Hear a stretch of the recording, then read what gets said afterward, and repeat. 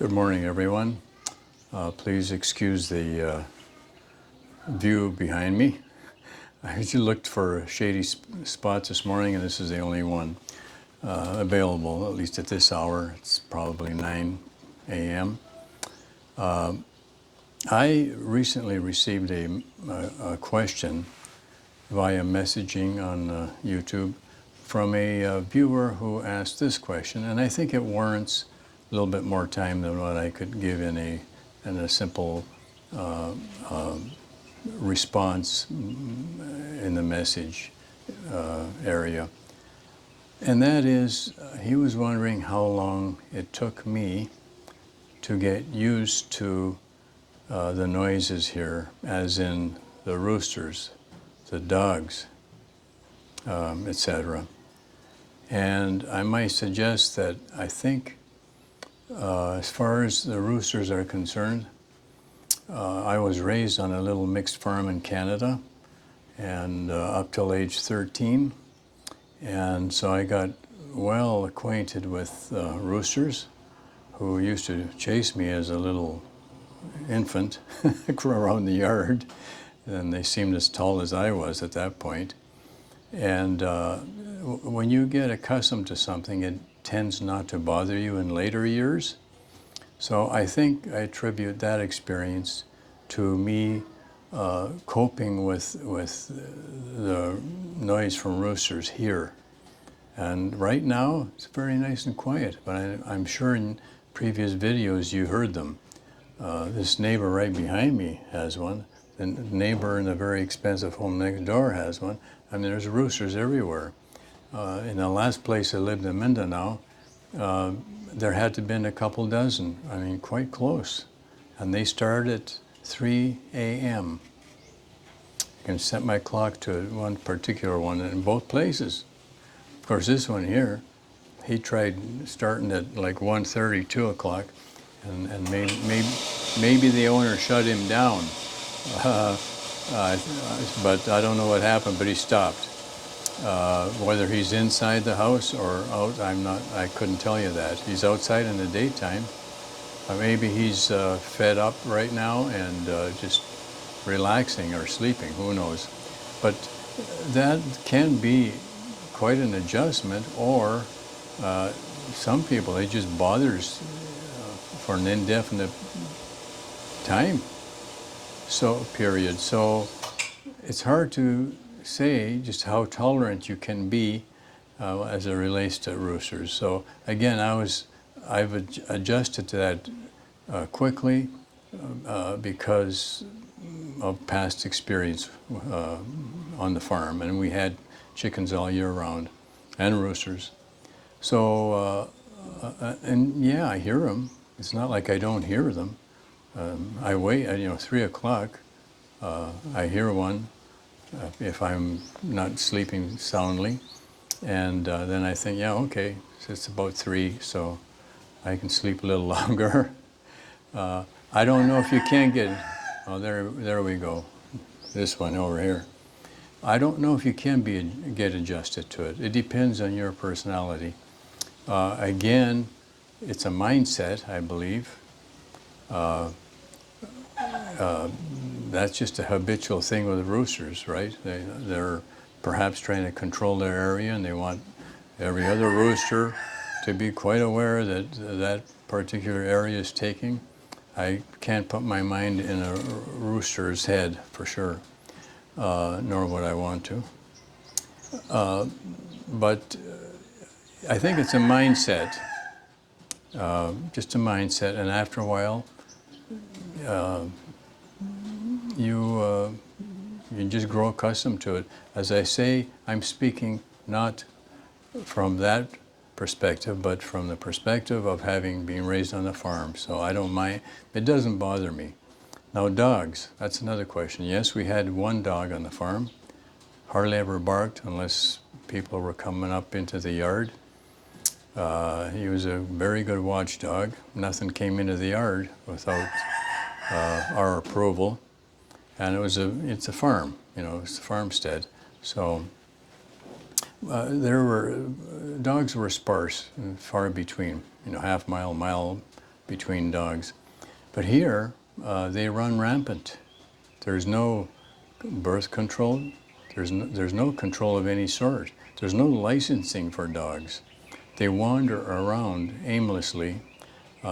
People bring them in the house a lot of times here in the evenings for protection, or if it's securely fenced, if their place is securely fenced and gated, they'll just leave them outside.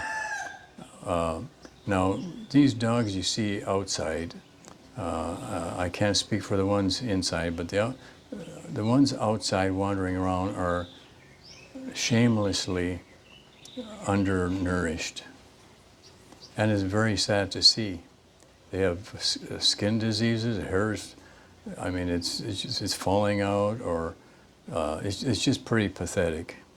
A car or a bike hits them, they don't run them to a vet, for a broken leg or anything like that. You'll see lots of hobbling dogs here. So many are not, I'm going to say the majority, are not fed or cared for properly. So that's their condition. But as far as the barking is concerned, those in the yard, outside in the yards in the evenings, it sounds like there's about 6 or 7 right close to me here. For the most part, they're pretty quiet. This one right here gets really vocal at about 8 o'clock because I don't think he's been fed. Then all of a sudden, after about half hour, all of a sudden he'll stop barking, and that's a continuous bark. That's not just a bark now and again, but it's a continuous. So perhaps he's satisfied with provisions, food, etc. Or I'm not sure why he stops, but you're going to find that here. And certainly a dog experiencing malnutrition might get vocal. Perhaps there's a little fear there even. If you start trying to analyze what a dog is thinking, that might help you contend with it. Perhaps they're hungry. Perhaps they're afraid. Believe me, there's not a dog here that would bite me. Not on the roads, not on the streets. If I walk into his yard, that's a possibility, which I'll try to avoid. But they're in no condition to put up a fight here on the outside. They just aren't. There's a lot of fear there. So one will start barking, and whether they hear someone or not, as you can see, there's barbed wire up on the fence here. Most people have some kind of security around their place. There's cameras around this place. Or whether they're just hurting. So when you try to show a little bit of consideration for the poor dogs here, that appeases your mind as to the possibility of their hurting is a reason for their barking. And that mindset change might help you adapt to them. Right now it's very quiet, but evenings and late evenings, they can really be a problem, but not a constant problem of noise, except for this little guy here. But I think once he gets some food, I think he's quiet. So much for dogs. What about karaoke? Well, that last place we lived in Mindanao, there was a person who was added from about 4 to about 8 or 9 p.m. And most thankfully, this person was 400 to 500 yards or meters, which is a little bit further away, so that it wasn't like in your ear, in your face. And the voice was such that you couldn't make out a tune. And so it wasn't overbearing. Now here, a neighbor over here attempted singing one evening starting at 8, and he stopped. I think it was a male. He stopped it in about half an hour later, and I haven't heard anything since. So that can be a very big issue. So people have moved because of karaoke, because some people, there's no consideration here. There's no law. Some barangays enforce 10 p.m. Is when you have to shut things down as such. But otherwise, there's no control, and there really isn't consideration at all on the part of these people who do it. So, and you're not going to be blessed with a good singer for the most part. It's going to be something really hard to listen to. That is, if you even recognize the karaoke music at all. So it's not a pleasant experience. Can you get used to it? It's tough. If it's frequent, it might be an issue. I think it's probably an issue for most people. I see the Filipinos don't seem to mind it. I guess they tolerate each other. You know, they tolerate it. I have never spoken to any of them regarding their feelings and thoughts of that issue, but they deal with it.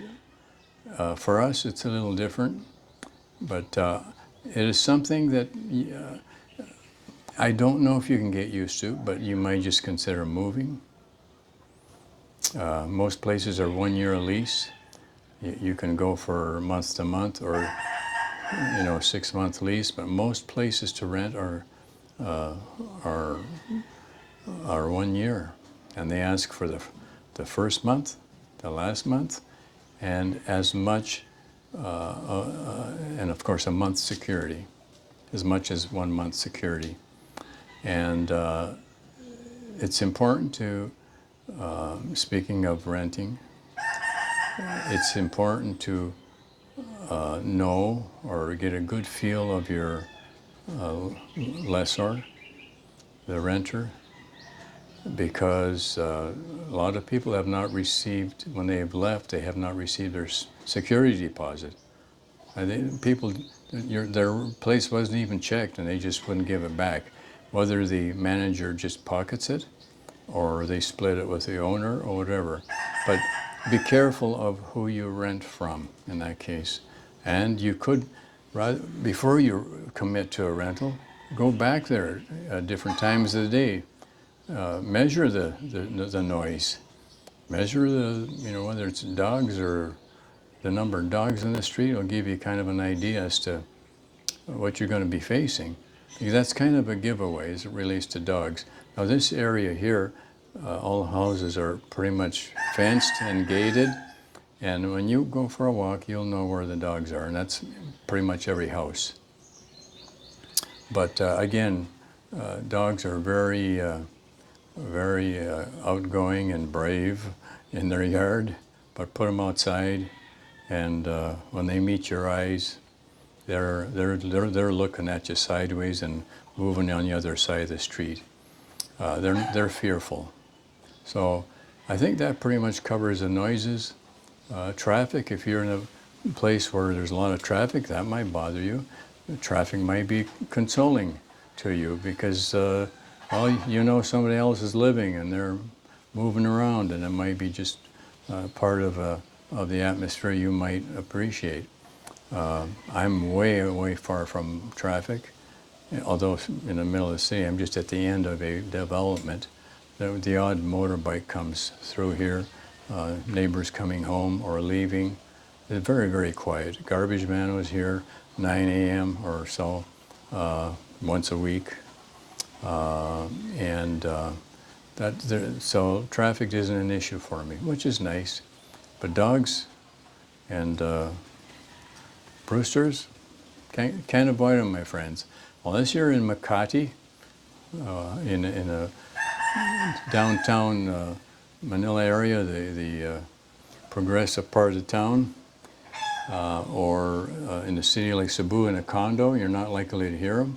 But you get anywhere around in the residential area, anywhere else, neighbor's going to have roosters.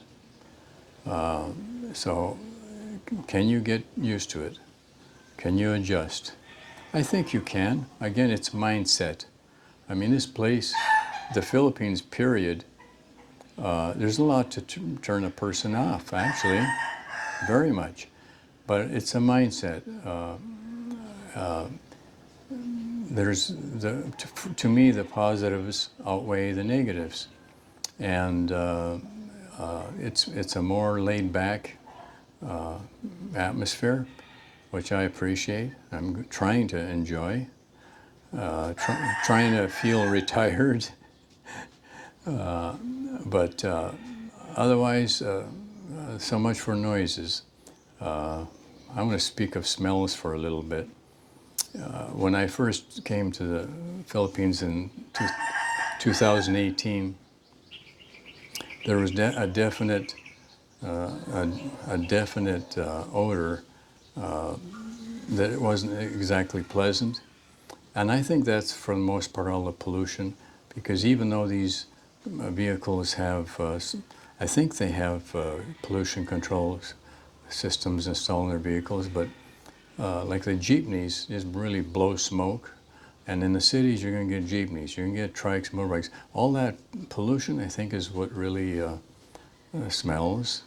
When after a rain, everything freshens up, because I think even the bathroom stops anywhere along the way, along the sidewalk, anywhere, you're gonna encounter that, and it's not a pleasant odor. You'll see people just stop and just stand right there and go do their thing. Men, of course, only so far. So there's not a lot of regard for what a place smells like. Some places are clean, some areas of the cities are clean, some are not. But again, that's an adjustment, and it's definitely different than from where you come from if you're a foreigner. Probably most different. Now, I spent 2 years in Central America, about the time of the Sandinistas making their inroads into Honduras, which Americans stopped, by the way, with the help of the Honduran army. But that place also had its issues with smell, and people are very different. But I'm getting off track here, so I appreciate you joining me. Try to put up with the noise. I think you can get used to it if you put your mind to it. You can like the Philippines very much if you put your mind to it. If you're going to compare everything with the United States or Canada, where I was raised in 44 years or something in the United States, or the UK or Australia, you're going to be disappointed, probably. So it determines on your mindset, I think, overall. So I'm enjoying the Philippines.